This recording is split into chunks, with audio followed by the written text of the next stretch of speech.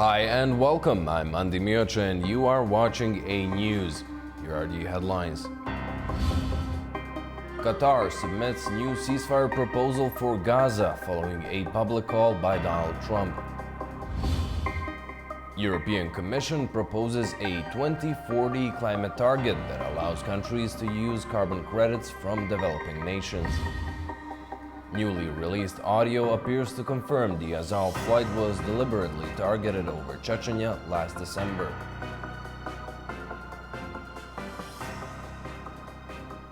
Thank you for tuning in.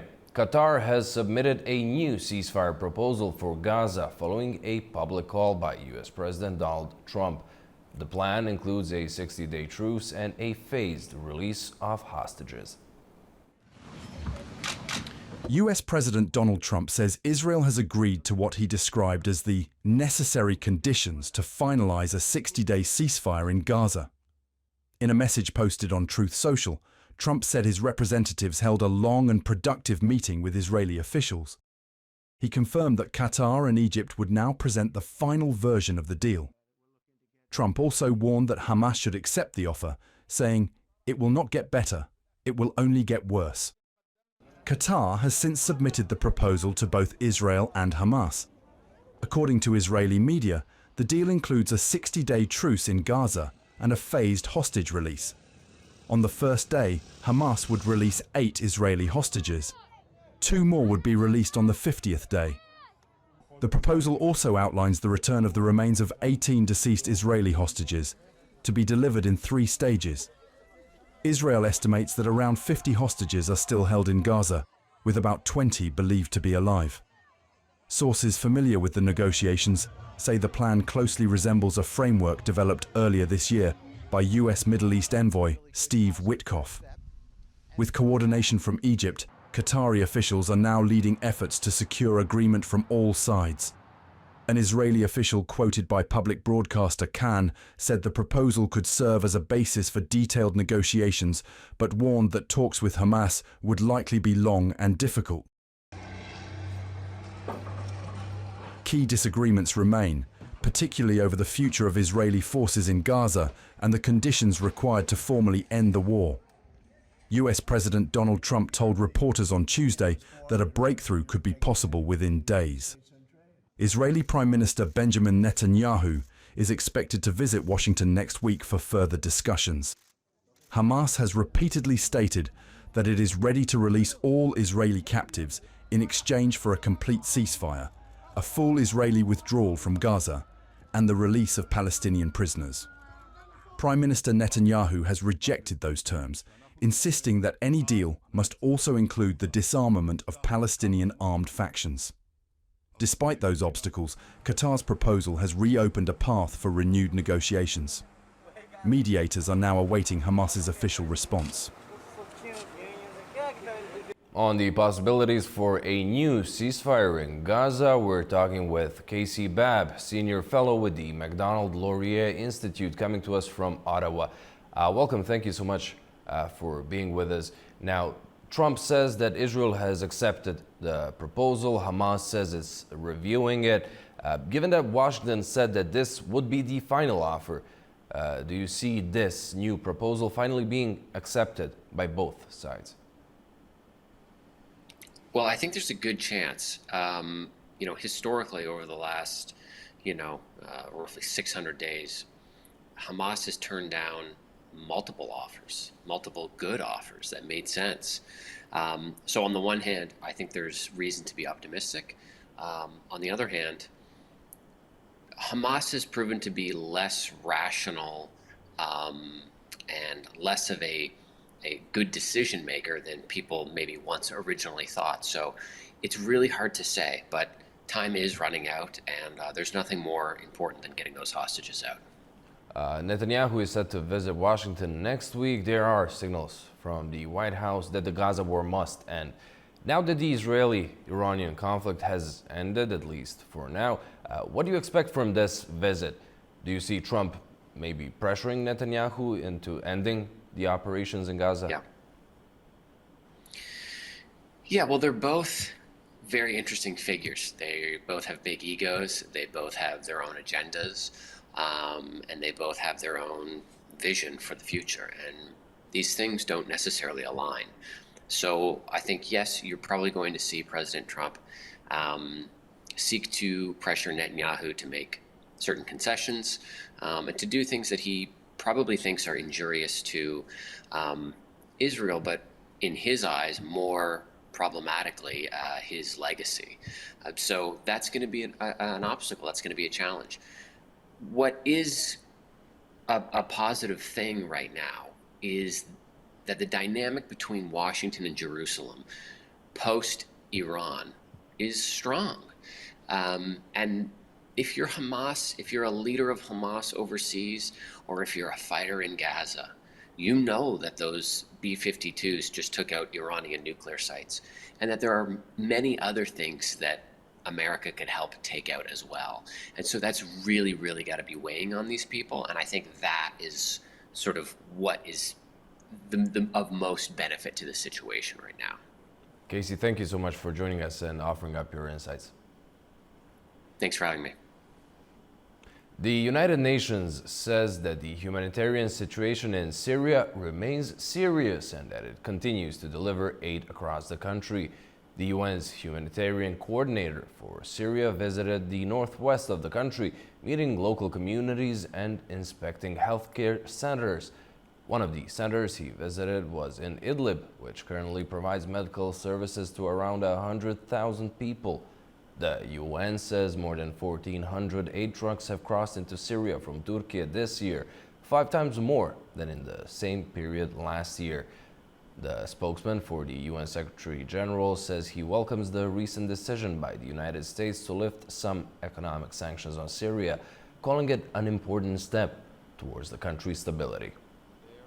And on the political front, we've been asked about our reaction to the decision by the United States regarding the rescinding of a large portion of economic sanctions on Syria. I can tell you that we very much welcome this measure taken by the United States. Our special envoy for Syria, Geir Pedersen, says this is a significant step towards offering the country a path to recovery, to stability, and a better future. He underscores that it is critical to give Syrian people a genuine opportunity to rebuild their own country. As we've been reiterating, and we will continue to reiterate, the importance of ensuring that all sanctions relief are fully utilized and that financial support and resources are provided alongside the easing of sanctions. Alongside sanctions relief, a transparent and inclusive political transition, together with security and protection for all Syrians, remains the cornerstone of any lasting stability in the country. China says it's ready to discuss trade policies, including tariffs and subsidies, that Washington has identified as obstacles to reforming the World Trade Organization. Mahnur Makhdoom has the details in Beijing.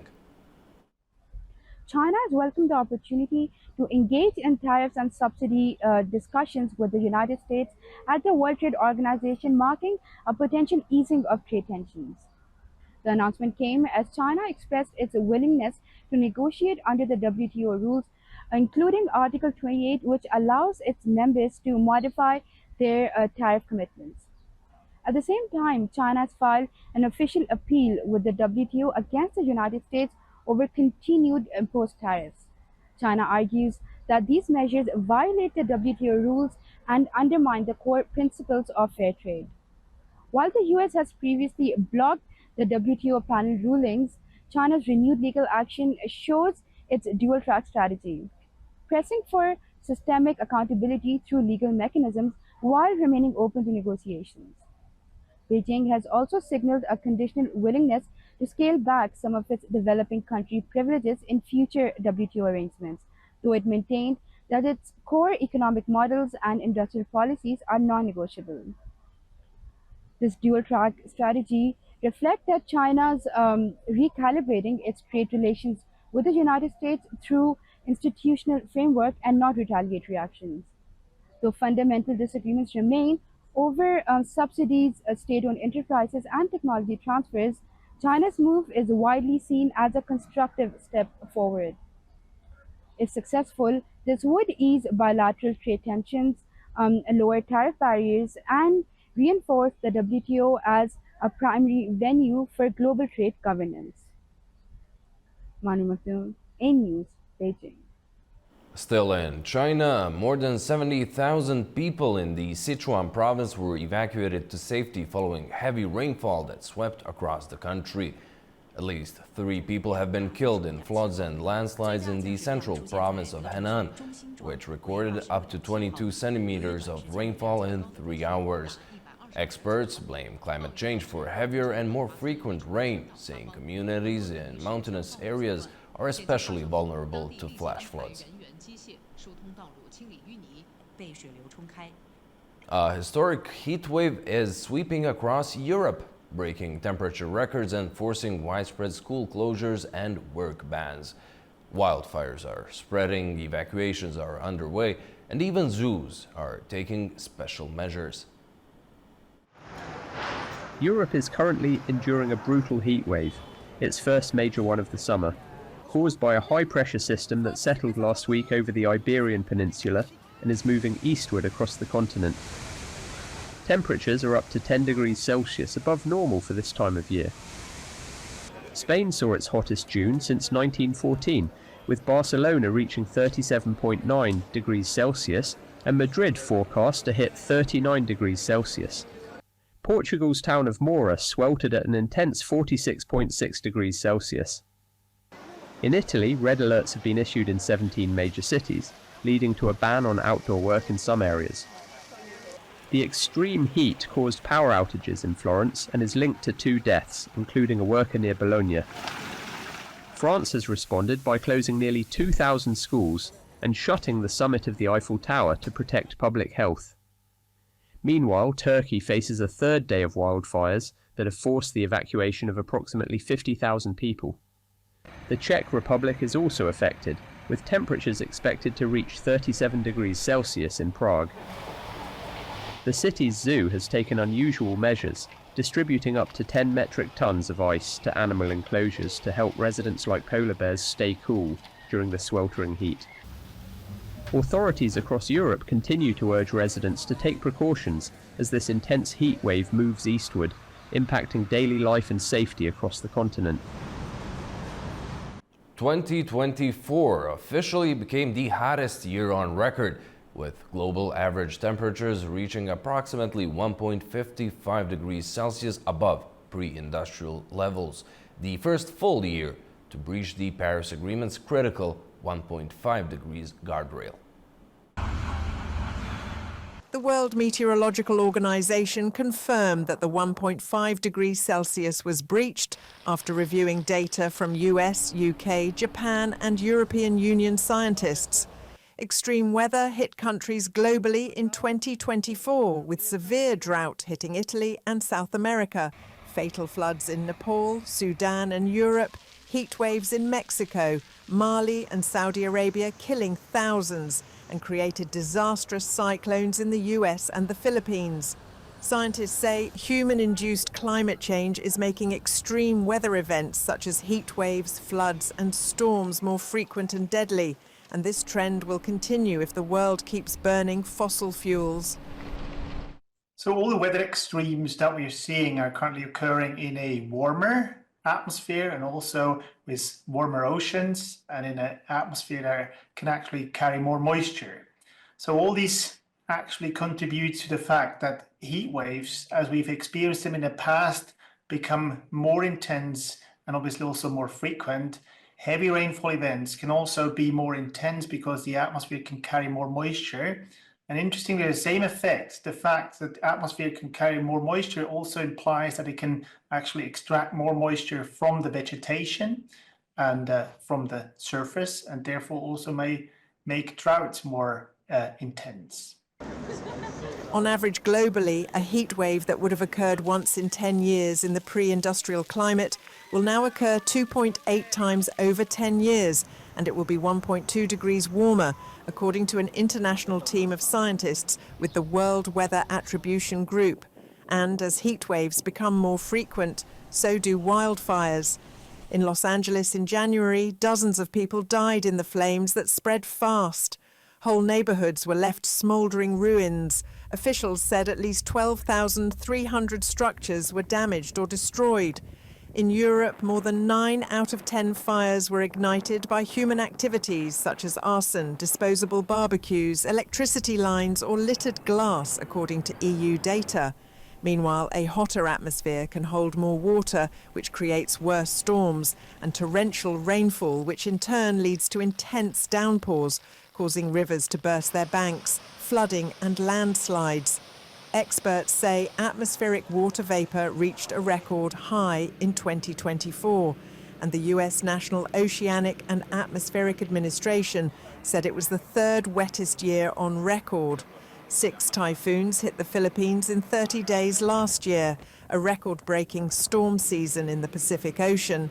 The likelihood of compounding events like this series of typhoons or hurricanes such as Helene and Milton that hit the United States back-to-back in late September and October will increase with global warming, according to the World Weather Attribution Group.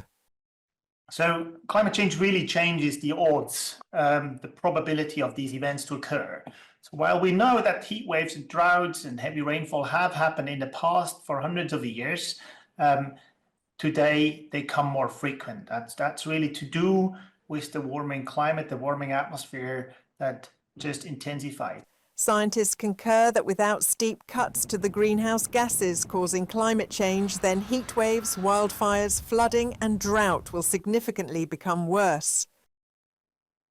The European Commission has proposed an EU climate target for 2040 that will allow countries to use carbon credits from developing nations to meet a limited share of their emissions goal.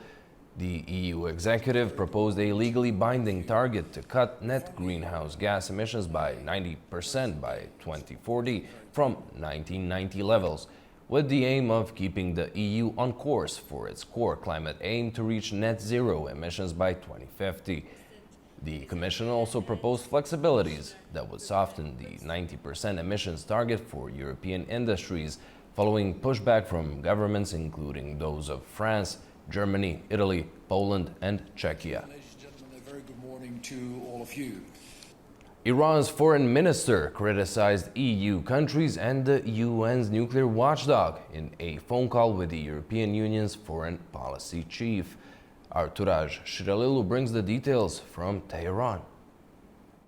Foreign Minister Arakchi told Kallas that continuation of the destructive position by EU and IAEA in adoption of a critical nuclear resolution, as well as their failure to condemn the attacks on Iran's nuclear sites, which are under IAEA monitoring, will further complicate the current situation. According to a foreign ministry statement, Arakchi and Kallas discussed the latest developments in the wake of the aggressions by Israel on 13th of June and by the United States on 21st of June on Iran's nuclear, military and civilian facilities. The statement said Foreign Minister Arakchi condemned the position of certain European states in supporting the US-Israeli attacks as justifying the blatant violation of international law and tantamount to complicity in such crimes. Tehran says it is in communication with the EU to restart nuclear negotiations, but denies such talks with the US are planned in the near future without guarantees that its nuclear sites will not be bombed during negotiations. Arakchi also termed the US-Israeli attacks during the negotiations as unprecedented blow to diplomacy, to NPT, and to the United Nations Security Council resolutions about Iran's nuclear program. The EU Foreign Policy Chief Kallas wrote on her X account that she told Foreign Minister Arakchi that EU was ready to facilitate the restart of negotiations on ending Iran's nuclear program. Tehran has categorically rejected ending its nuclear program as a non-negotiable red line and insists that it is entitled to the rights of enrichment under NPT's provisions, to which it's a signatory. Turaj Shiralilu, reporting for AnewZ TV, Tehran.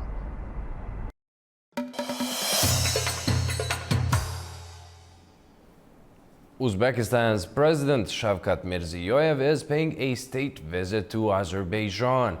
Our Orhan Amashov covered the visit and brings the details. I'm joining you from the presidential palace in Baku, where President Aliyev has received his Uzbek counterpart, who is on a state visit to Azerbaijan, ahead of the 17th summit of the Economic Cooperation Organization to be convened in Khankendi, Azerbaijan on the 4th of July. Of course, this meeting is taking place in a very interesting time, at a time of geopolitical tensions. But first of all, let's focus on the bilateral significance of the meeting. Azerbaijan and Uzbekistan have been allies since August 2024, when President Aliyev was in Tashkent on a state visit, and that treaty on allied relations was signed back then. And since then, their relations have been evolving within the framework of allied interaction. This particular point was reiterated by President Aliyev today during the press briefing. Of course, these relations are multifaceted. They relate to different compartments: energy, connectivity, infrastructure, projects, investment, and so forth. And all of those elements have been reiterated today, and a number of bilateral agreements have been signed and announced today. They relate to agriculture, health sector, and also investment, technology, transport, connectivity, and so forth. And today was also very important on the basis of the fact that second Supreme Interstate Council meeting involving Azerbaijan and Uzbekistan took place. And that was the reason why it was such a long meeting, and journalists here had been waiting for the two leaders to emerge. It took about more than 1 hour for journalists to see both leaders emerging from that very door. And of course, Azerbaijan and Uzbekistan, as I mentioned earlier, are allies. They are treaty-based allies. And in his address to the media, the president of Uzbekistan, Shavkat Mirziyoyev, talked about the geopolitical tensions, about the turbulence that we observe across the region, and specifically mentioned that Azerbaijan and Uzbekistan, in relation to major important international issues, happen to be of the same opinion. And of course, we also have to bear in mind that on the 4th of July, the 17th summit of the Economic Cooperation Organization will take place. Naturally, the president of Uzbekistan will be there. In fact, tomorrow on the 3rd of July, together with Azerbaijani leader, they will be in Khankendi. Quite a number of infrastructure projects have been referred to. President Aliyev specifically paid his tribute to Uzbekistan for being very active in Karabakh, and the name of the school that was established there was specifically mentioned, and it is very clear on the basis of what we have heard so far, on the basis of the statements made by the both leaders, there is a great room for development in Azerbaijani-Uzbekistani bilateral relations, and some elements, some portion of that development will be applicable to Azerbaijan's Karabakh region as well. And the bilateral meetings, will continue to take place throughout the day, and it looks like that more to come. Orhan Amashov, Elbrus Musayev, AnewZ. At the Baku meeting, Azerbaijan's and Uzbekistan's presidents Ilham Aliyev and Shavkat Mirziyoyev signed several agreements and launched new projects. Deals were signed on agriculture, transport, trade, education, social protection, and environmental cooperation. During the visit, the foundation for the Uzbekistan Park was laid, and Uzbekistan's new embassy in Azerbaijan officially opened. Mirziyoyev said that joint projects of the countries now total $4 billion.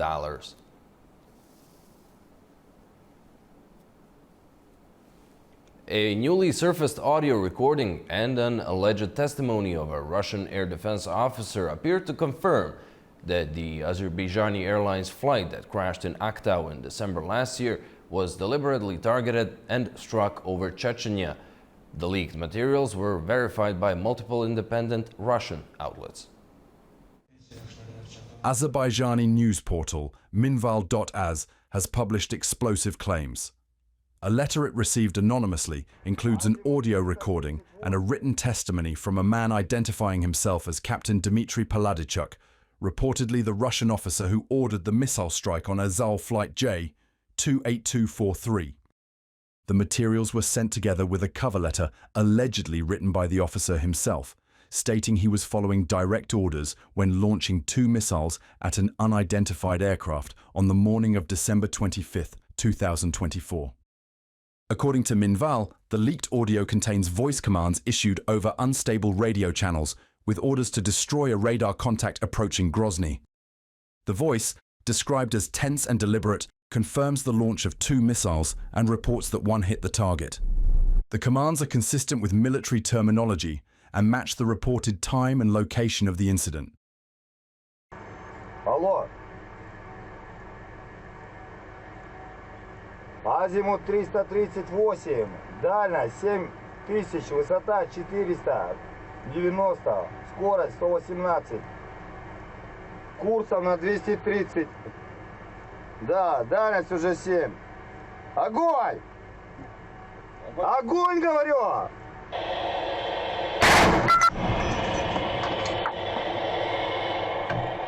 Есть ход!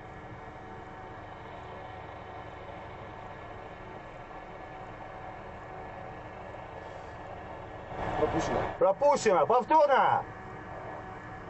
Еще раз огонь! Есть огонь! The written statement, also published by Minval, identifies the officer as a member of Air Defence Battery No. 274, stationed near Grozny. He claims the radar first picked up the aircraft at 0811 on 25th December, with the command to fire coming 2 minutes later via mobile communication. Paladichuk wrote that visibility was extremely poor due to fog and that no clear identification was possible. The radar data he relayed, including altitude, speed and trajectory, strongly indicated a manned aircraft rather than a drone. The velocity recorded 120 meters per second, or over 430 kilometers per hour, and the altitude of 1,300 meters could not match any known Ukrainian drones in the region. Nevertheless, the order was clear: destroy the target. He launched both missiles in succession. The second one, he claims, struck the aircraft or came close enough for shrapnel to cause damage. Independent Russian media, including The Insider, AnewZ, and Astra, have since confirmed the identity of the officer and the authenticity of the documents. In a recorded phone call obtained by The Insider, Paladichuk confirmed that he authored the statement after the firing on the aircraft, as instructed by his command, and acknowledged distinctive handwriting traits that matched the document. His voice was also verified as matching the one heard in the audio published earlier by Azerbaijani media. Astra also reached out to Paladichuk. He did not deny the contents of the letter and admitted to writing it after firing at the Azerbaijani aircraft. AnewZ added that Paladichuk had served in Russia's air defense units since at least 2010 and was stationed in Grozny at the time of the incident. Flight J28243, operated by Azerbaijan Airlines, was en route from Baku to Makhachkala on 25th December 2024 when it disappeared from radar near Grozny. The Embraer E190 carried 62 passengers and 5 crew on board. Of those 67 people, 38 died in the accident, including both pilots and a flight attendant, while 29 people survived with injuries. Initial reports pointed to technical failure, but within days, suspicion grew around Russian military activity in the region. Investigators later confirmed GPS signal jamming and denial of landing permissions at Grozny, Makhachkala, and Mineralny Vody. On 29 December, Azerbaijani President Ilham Aliyev publicly stated the plane had been shot down by a Russian missile and demanded full accountability, prosecution of those responsible, and financial compensation. Russian President Vladimir Putin expressed regret, but stopped short of admitting responsibility. Azerbaijan summoned Russia's ambassador to protest unfriendly actions harming ties. Azerbaijan's Deputy Foreign Minister Araz Azimov expressed concern over the Yekaterinburg raid and killing of 2 Azerbaijanis, citing contradictions in Russia's explanation. He condemned ethnic slurs in Russian media, calling Azerbaijanis an ethnic criminal group, and rejected claims of interference in Russia's affairs. Azimov defended Baku's legal actions against Sputnik Azerbaijan and criticized Russia's lack of response after an Azerbaijani plane was downed last year, calling for a full, transparent investigation. Azerbaijani police detained a number of Russian nationals over drug and cybercrime charges on Tuesday and a court placed 8 of them in a 4-month pre-trial detention. Azerbaijani Ministry of Internal Affairs detained 2 organised criminal groups consisting of Russian citizens were apprehended for their alleged roles in the transit of narcotic substances from Iran, online drug trafficking and cyber fraud operations. The suspects were brought before the Sabail District Court on July 1st.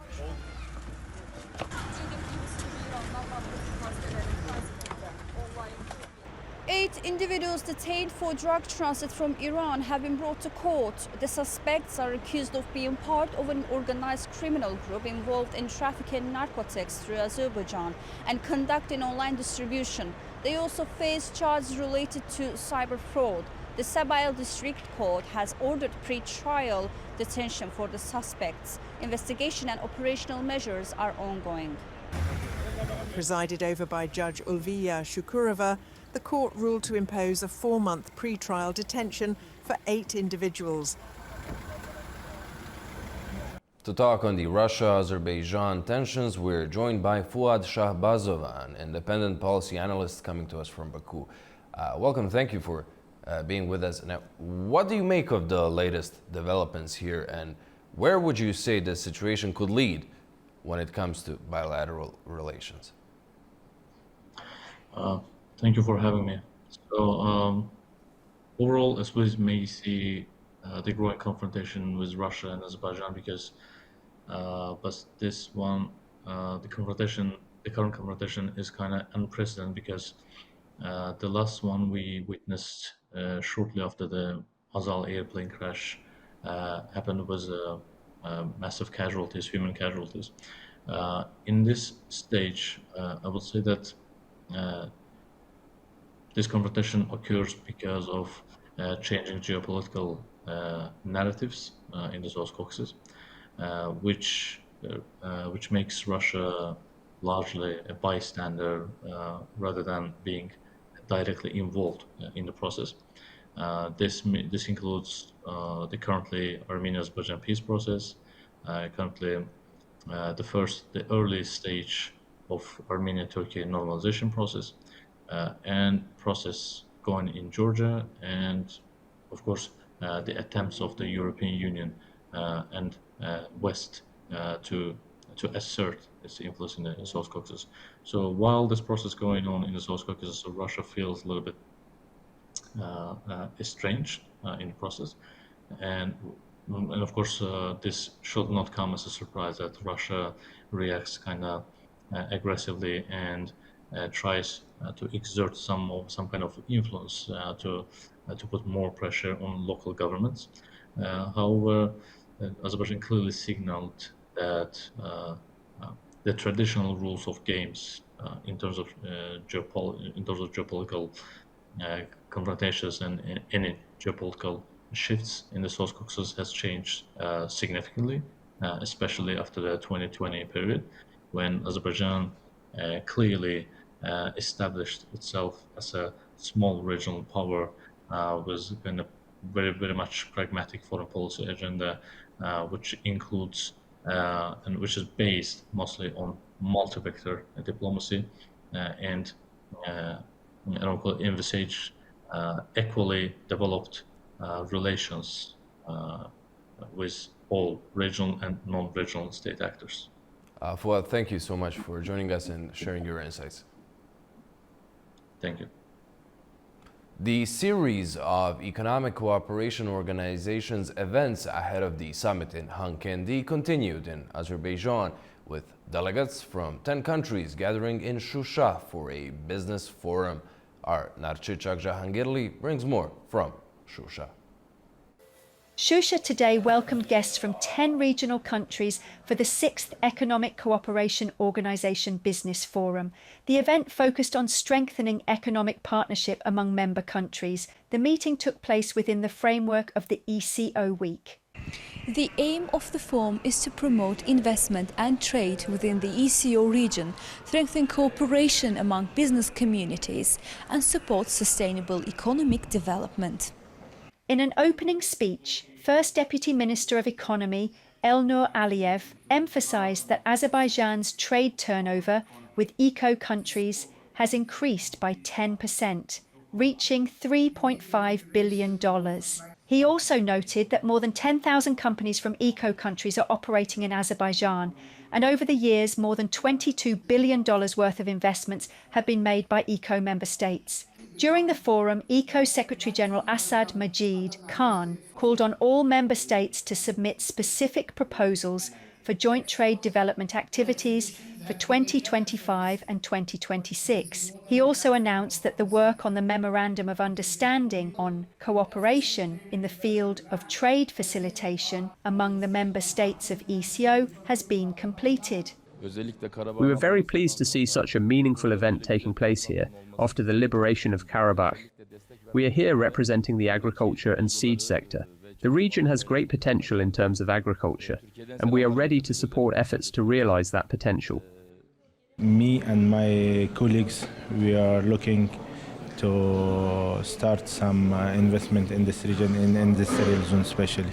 We are working in different fields. We have IT research centers, and in IT department we have investments in Uzbekistan and in Afghanistan. Also we have in construction and renewable energy department here. It's a very good forum for the business, and we can see many other countries, Muslim countries especially, like Turkey, Afghanistan, and many other countries are here. Expectations of the event that we're going to have the B2B meetings with the companies of Azerbaijan, and let's see how we can promote their business in our country and how we can promote our business, Pakistan, over here. The forum focused on strengthening public-private partnerships, encouraging joint ventures and facilitating B2B and B2G dialogue to drive long-term economic transformation. The ECO Week is still underway with the main event, the 17th Economic Cooperation Organisation Summit, set to begin tomorrow in Kankendi. Construction has begun in Kyrgyzstan on a major railway route that will connect China, Kyrgyzstan and Uzbekistan. Our Fariza Kalimurzina has the details. Kyrgyzstan has launched one of Central Asia's largest infrastructure projects, an international railway linking China, Kyrgyzstan and Uzbekistan. Baku Turbayev, deputy chairman of the Kyrgyz cabinet, announced that the route will span over 304 kilometers within Kyrgyzstan, with nearly 40% crossing difficult mountainous areas. This requires building 27 tunnels and 41 bridges. The project's estimated cost is $4.7 billion, with completion expected by 2030. The project, which follows more than 20 years of negotiations between the regional countries and China, was launched in December last year and has now entered an active construction phase. Unlike Kazakhstan, which already has a developed rail network connection China and Europe, this route offers an alternative transport corridor for Central Asia. Some experts say the project challenges Moscow's and Kazakhstan's free transport monopolies in Eurasia. Meanwhile, it strengthens Uzbekistan's role as a regional logistics hub.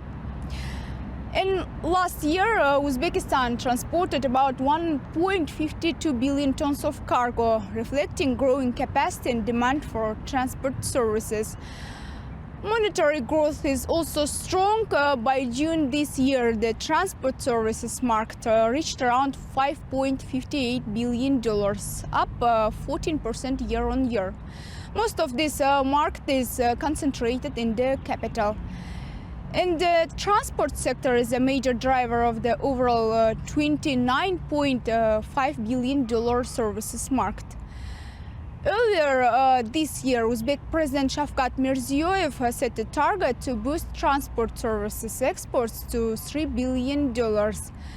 And the China, Kyrgyzstan, Uzbekistan railway could play a vital role in reaching this goal, strengthening trade links and opening new East-West logistics opportunities.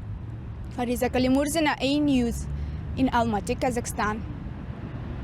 Former Armenian President Serge Sargsyan has been charged with receiving particularly large bribes and illegally participating in entrepreneurship while serving as Minister of Defense and then President. Investigators say that between the year 2000 and 2018, Sargsyan used his positions to set up companies through friends, breaking rules that ban officials from doing business. He is accused of helping build a bitumen plant with foreign money and moving valuable assets to benefit his family. The case has been sent to the Anti-Corruption Court. The British Foreign Office summoned Georgia's chargé d'affaires in London and protested his government's, quote, false accusations and public attacks on Britain and its partners. According to the office, the UK expressed strong opposition to Georgia's increasingly damaging trajectory. Georgia's ruling party responded, saying Tbilisi is not attacking anyone but defending itself against unfair treatment from the EU and the UK. They also accused, quote, foreign forces of funding unrest and division in Georgian society. Foreign ministers of the Collective Security Treaty Organization have reaffirmed their commitment to supporting Afghanistan's pursuit of peace and long-term stability. Our Tamim Bahiz has more on that in Kabul. The CSTO, which includes countries such as Russia, Kazakhstan and Kyrgyzstan, released a joint statement this week expressing support for Afghanistan's development.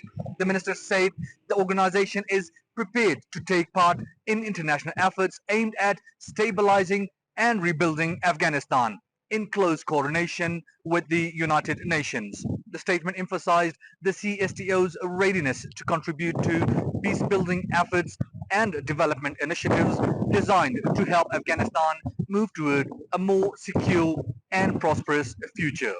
It also called on international community to significantly increase humanitarian assistance as millions of Afghans continue to suffer from hunger, displacement, and limited access to basic services.